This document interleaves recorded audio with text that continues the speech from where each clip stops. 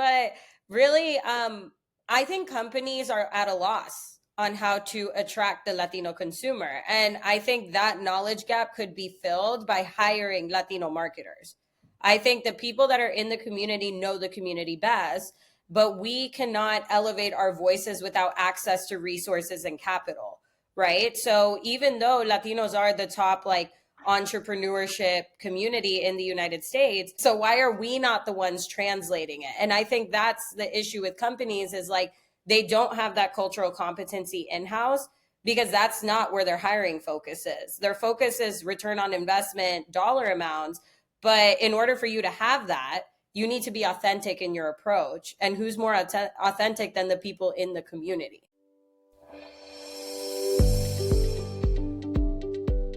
How are you doing today? I'm good. We're always busy, but we are happy to be here. So And thank you for I'm having so happy that you are here with me today to talk about all things marketing. And as someone who has been in the marketing industry, not directly, but as someone who used to use it a lot for my previous 9 to 5 and now through Say Hola Wealth, I feel that marketing is also another hat that I need to wear. And I personally like to listen to Latinas in marketing that understand the complexities of what it is to talk to Latino audiences specifically. But before I get there, I want to know a little bit about you. Who is Ashley? Your background, and how did you ended up launching Mujeres in Marketing? Yeah, well, thank you for asking. One, I feel like this is one of the more common questions I normally get. And honestly, I feel like I am just like a girl from Puerto Rico. So I was born in Yauco, Puerto Rico, which is a small town on the southwest side of the island. And it is known as the city of coffee. So no surprise there that I love coffee. But both my parents, they moved from Jauco when I was around 3 years old. And then we lived in Ohio. We lived here in Central Florida, where I'm currently based. And I just kind of stayed here in the Orlando area. So I will say I had a unique upbringing in the sense that my mom was very determined to put us in the best schools. So her mindset was like, we may not have the most money, but you are going to go to the best schools. Yes, So mom, I love yes, that. mommy always with education, and she's like a huge reason why I am who I am today. And she really always emphasized just like had like making the most of the opportunities you have access to. So I grew up in Winter Park, Florida, which is a very affluent white community, and I will say like I think that created a lot of questions when it came to my Latinidad and my identity and how I presented to the world. Where even growing up, like I never wore my hair curly because I wanted to fit in with the more white girls or the more American culture. So, just things like that you grow up and normalize. And then I grew up in Winter Park. I graduated from Winter Park High School. I went to the local community college here, Valencia College. And then I got my bachelor's degree in political science, specifically international studies in 2019. And then I worked in higher education. I worked at UCF while I studied to get free classes because I was a low income student. Yeah, that's Yeah. And then I graduated last year with my master's in business admin, my MBA. So, and I've just been chilling ever since.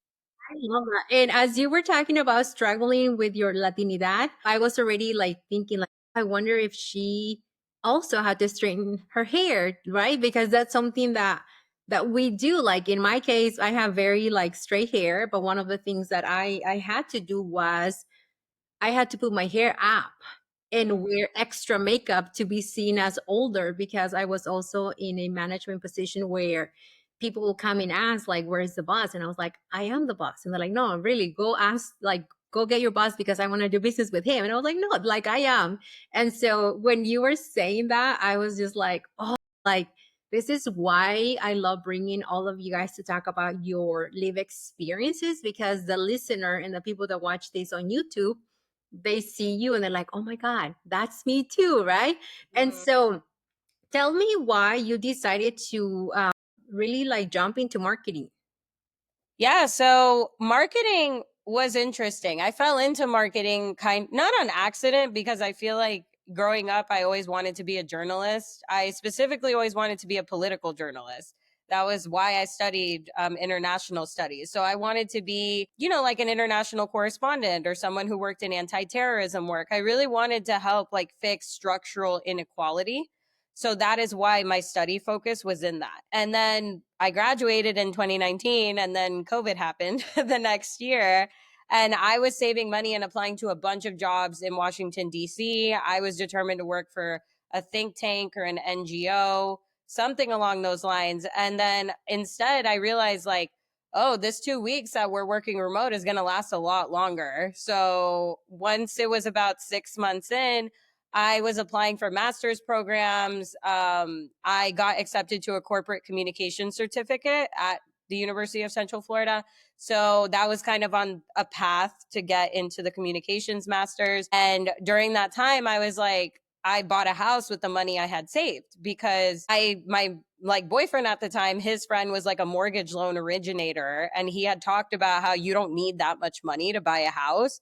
And I was like, well, I have like 10K, maybe this isn't that much money, right? Like maybe that's the money you need. And then it ended up working out where I was able to buy my first home and then I was house poor. So I couldn't pay my bills on my higher education salary. I was making $37,000 a year trying to pay a $1,200 mortgage by myself. And then I was like, wow, like I need to get a second job. And that's when I was like, oh, I've always wanted to be a writer. I'm studying communications. Like, let me see if I can get an internship or a part time side hustle. And that's when I ended up cold applying to like internship with Loose Media. So Loose Media is like a Latina focused media Yes, I outlet. know who they Yeah, are. I love Loose Media. But they were announcing new team members and I still have the screenshot of when I commented on the post. And I was like, but are you hiring interns? And then the founder, Lucy Flores, she responded to my comment and was like, yes, apply here. And then I ended up getting a part time role. And that's when I started writing articles for Loose Media, managing social media accounts in 2020 for progressive political orgs. And that's when I was like, oh, this is like a career. Like I could do this and this is marketing. And that's kind of how I fell into it. And I love that because that's how I found you, right? Yes. So, is your organization Mujeres for Marketing? Like, is it a non for profit? Is it a for profit? Like, what is the overall goal that you have through this entity? Yeah, Mujeres in Marketing is a 501(c)(3) nonprofit. The reason we are a nonprofit is that I have that not for profit background working in higher education, and I wanted to create an organization that didn't have barriers to access because as a low income student, people always said to go network. I couldn't do that because I was working. You know, like I worked multiple jobs throughout my undergrad to pay my tuition, to pay my books, like going from a community college to a 4 year, I had to become an online student so I could keep working because I couldn't maintain a job and go to class at 11 a.m. You know, like that wasn't realistic for me. So I was really intentional about creating something that again doesn't have barriers to access because they would say go network and like I even if I did have the time, I didn't have $7 to spend on a coffee, right? Like it doesn't seem like a lot now because I'm sure like people always treat yourself $7 latte, Yeah, but but then you lose the wages too for having to ask for time off or things like that. So it's not just the $7. correct. And that's like my mentality was like, I want to create something that's accessible, that's something that doesn't discriminate whether you're a student or a professional, because I was a full time working student. So I was a student and I was a professional because I had a full time job and it was like an administrative job on campus. So I really created it reflective of the challenges I faced. So because I know that the ones that I faced are not unique, right? Especially to other Latinas. So accessibility is really at the forefront and just providing professional development, knowledge training, and doing it virtual and in person. So we get a little bit of both worlds. So. And I love that. I think I saw a post that you made on LinkedIn of an in-person event where you had your booth, to mentel, to like background. And I was like, I just love this, right? Because we really are becoming the mentors that we couldn't see growing up. And so like that to me it was just like, wow, I have to bring her to the podcast. Now I want to shift the conversation a little bit about Latinos and the economic power And what are some of the things that, in your opinion, brands are not doing to attract Latinos, right? Because we have such a big purchasing power. And I have seen on the shift of some brands really tailoring their marketing, especially like with influencer marketing, like towards Latinos because they know about our purchasing power. But I also see the other side of companies that are weaponizing Latinos for political gain. Yeah, I just got chills at this because I have so many thoughts. But really, I think companies are at a loss on how to attract the Latino consumer. And I think that knowledge gap could be filled by hiring Latino marketers. I think the people that are in the community know the community best, but we cannot elevate our voices without access to resources and capital, right? So even though Latinos are the top entrepreneurship community in the United States, one thing I see a lot is like businesses form and they're very focused on helping like non-Latinos reach the Latino consumer. But what about helping these Latino entrepreneurs reach the general market?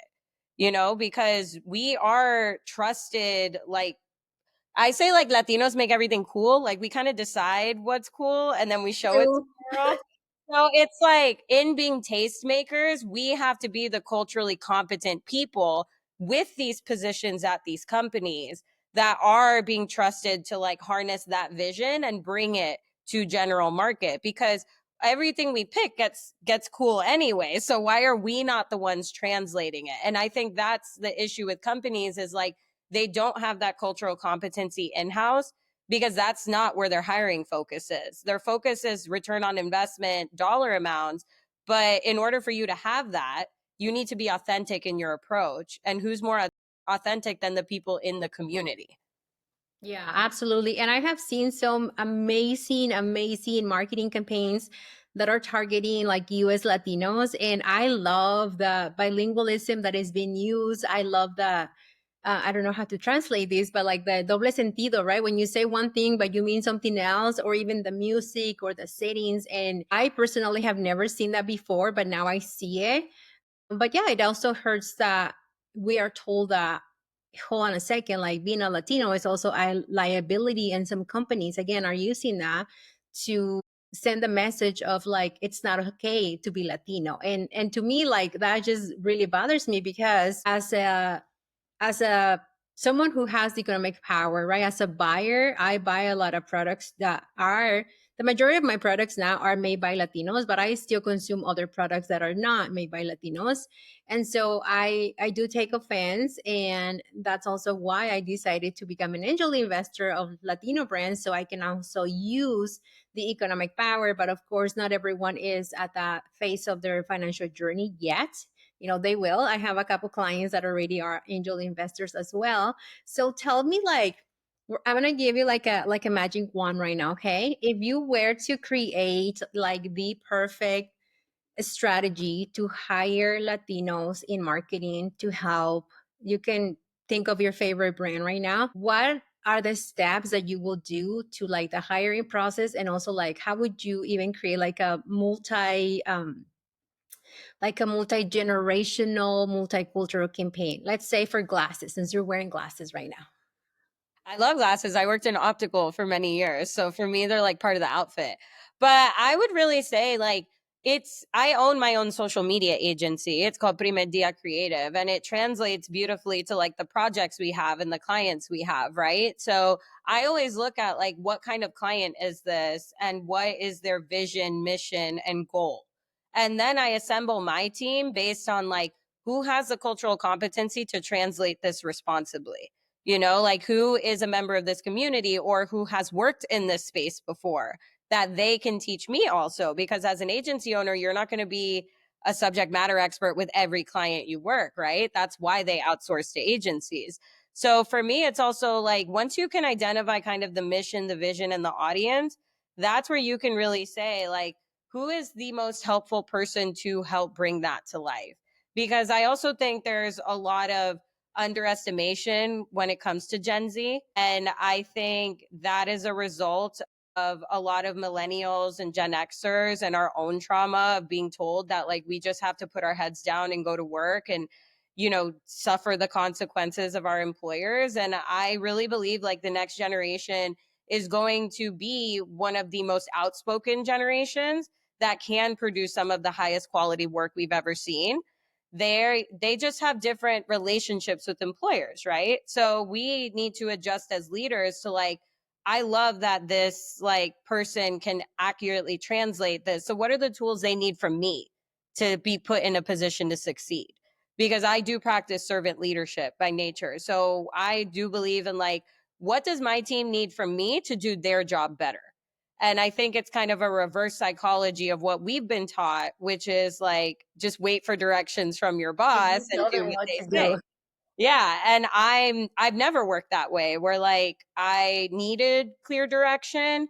And if I have been in that position, it probably wasn't a great job for me, and that's kind of where I think my team building comes from. And like if I were to sell glasses, like one, who wears glasses here?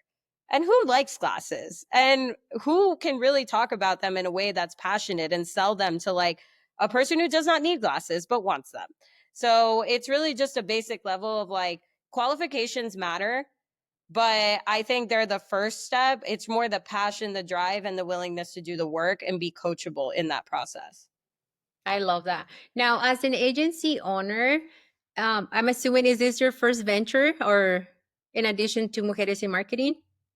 It is. It's been something I've had for multiple years, but I haven't actually like worked it until the past few months, and I already have 3 clients, so it's Which been I really love great. that. Which I love that. As a Latina, and today, this morning is a good example of that. I just saw something on social media that I was like, oh man, it is happening, keeps happening.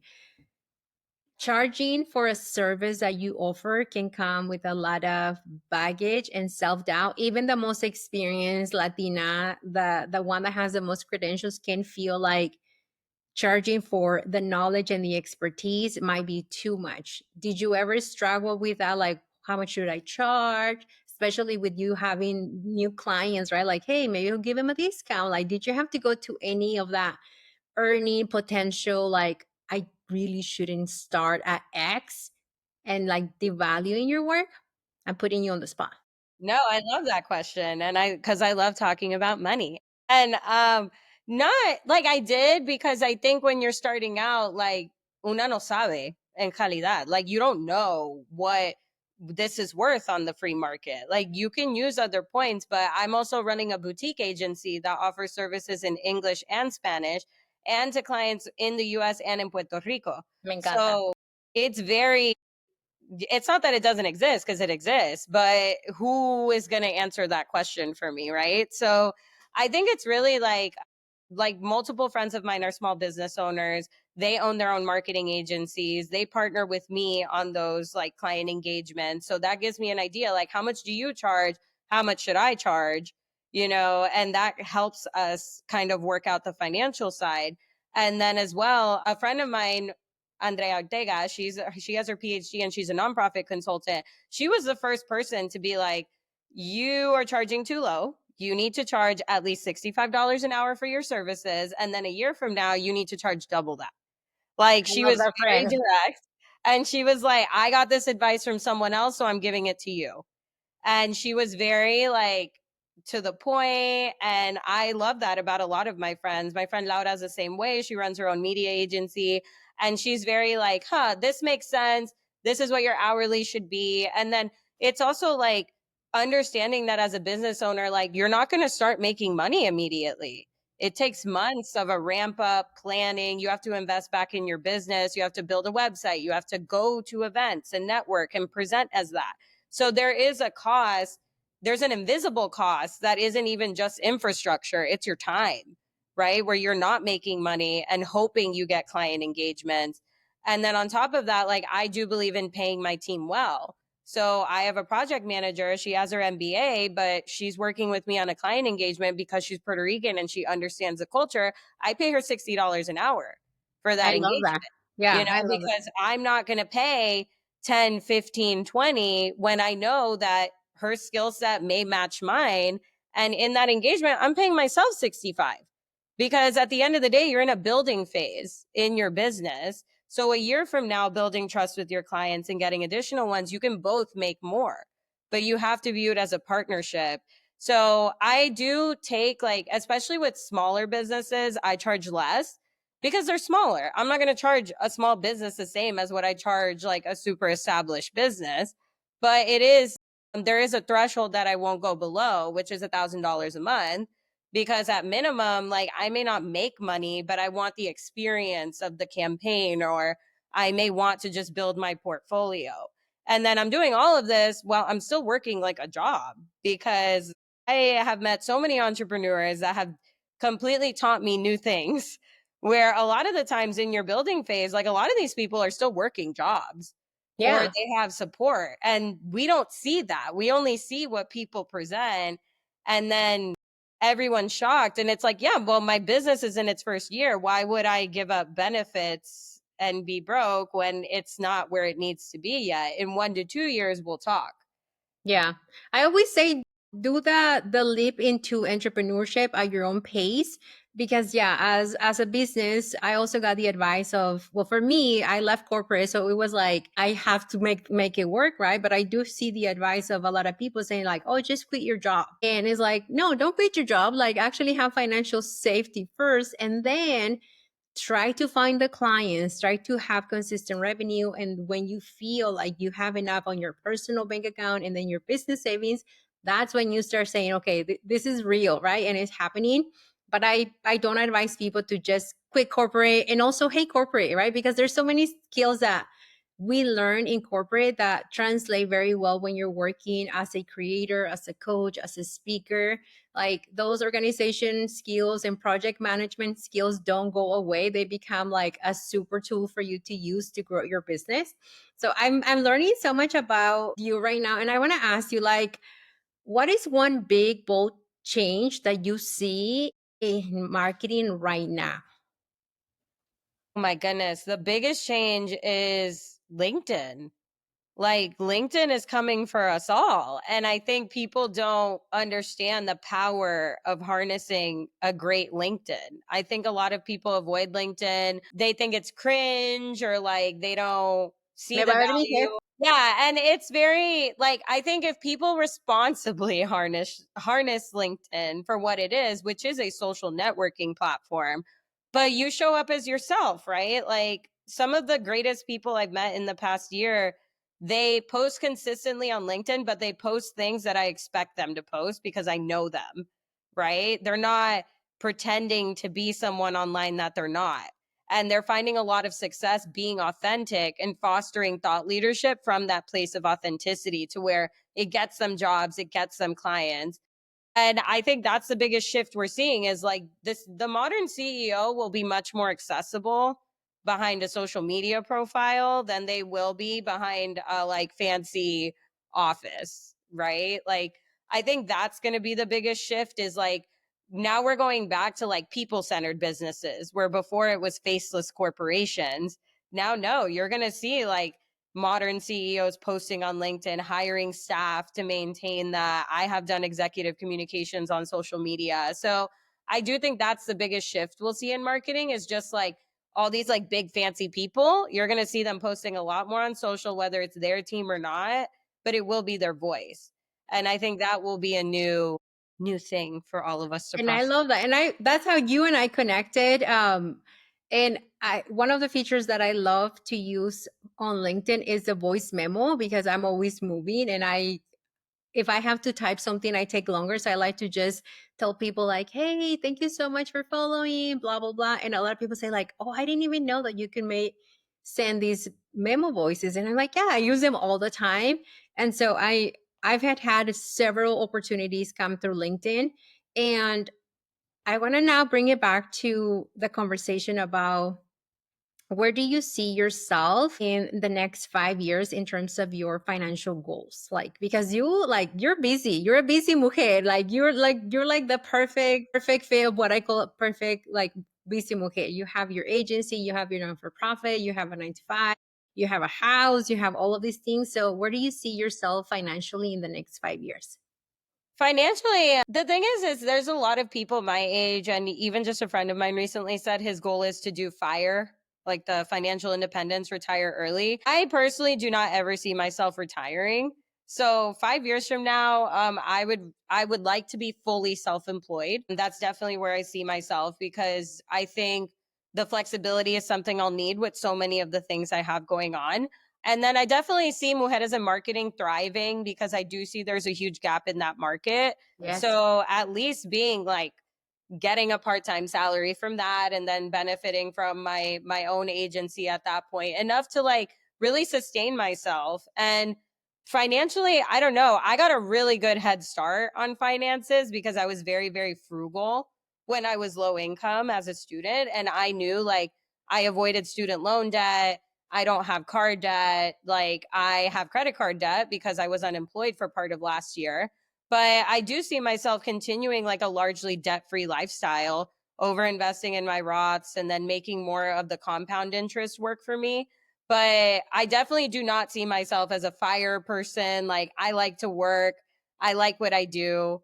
I don't think I think I would like to be self-employed to allow myself that flexibility of still having financial security while working on things that I truly love.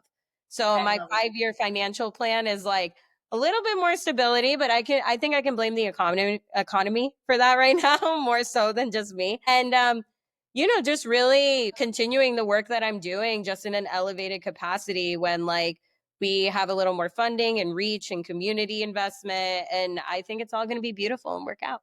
So And I love that. And one of the things that I will say is apply for funding. Apply, apply, apply. There is so much money, and that was one of the many mistakes I made through my business when I started. I was like bootstrapping. I can do it. I shouldn't be applying for money. Maybe there's other people that need it. And this year, 2025, was the first year that I started to apply for anything, right? Anything that I qualified. And it has really changed my business model in terms of having the cash flow to pay people more money or hire more team members, and really like plan on scaling. And because I do want to retire at 45, but I won't fully retire. I will say that because I also like to work and learn. But I do want to have the ability to just say, you know what, I'm not going to work for 3 months. I can go travel places, but it's still help mujeres, break into the stock market. So, Ashley, how can we here at Say Hola Wealth support the work that you do either through Mujeres in Marketing or your own agency? So, this is where you tell us, come work for me and everything in between. I love it. Thank you so much. So, Mujeres in Marketing, you can find us on all social media platforms under Mujeres in Marketing. Our website is mujeresinmarketing.org. Please sign up for our newsletter. We send them out every week. It has great summaries of stuff we've done, our events coming up. We put job opportunities in there that our team curates specifically.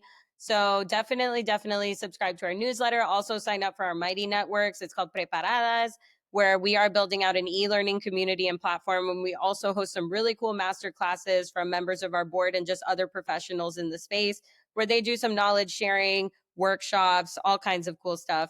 So definitely sign up for that.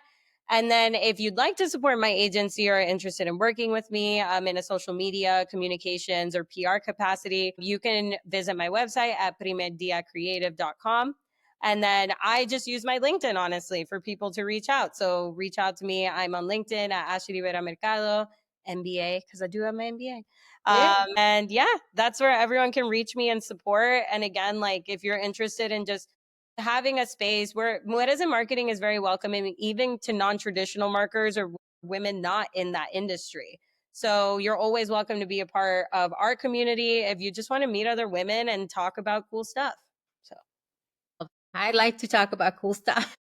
then you should come. And everyone is truly, I want to say, like almost every Latina is a marketer, whether we like it or not. Like We're we natural just are. marketers.